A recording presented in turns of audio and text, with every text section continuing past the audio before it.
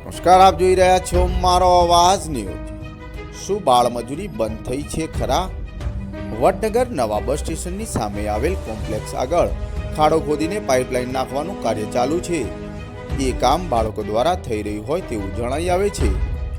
આ બાબતે સ્થળ ઉપર કામ કરતા બાળક પાસે આધાર કાર્ડ જોવા માંગ્યું અને ઉંમર પૂછી તો તેને તે જવાબ આપવાનું ટાળ્યું હતું અને તેના જોડે રહેલ એક મહિલાએ જણાવ્યું કે મારો છોકરો છે।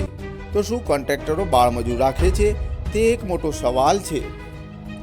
વડનગરમાં આવા ઘણા કામ ચાલુ છે જેમાં બાળકો કામ કરતા હોવાની ગામના લોકો ચર્ચા કરી રહ્યા છે। બાળકો શિક્ષણથી વંચિત થઈ રહ્યા હોય તેવું પણ દેખાઈ રહ્યું છે।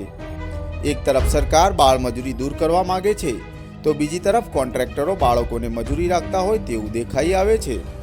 તો આ બાબતે વડનગર અને જિલ્લા તંત્ર કોન્ટ્રાક્ટર ઉપર શું પગલાં લે છે તે હવે જોવાનું રહ્યું।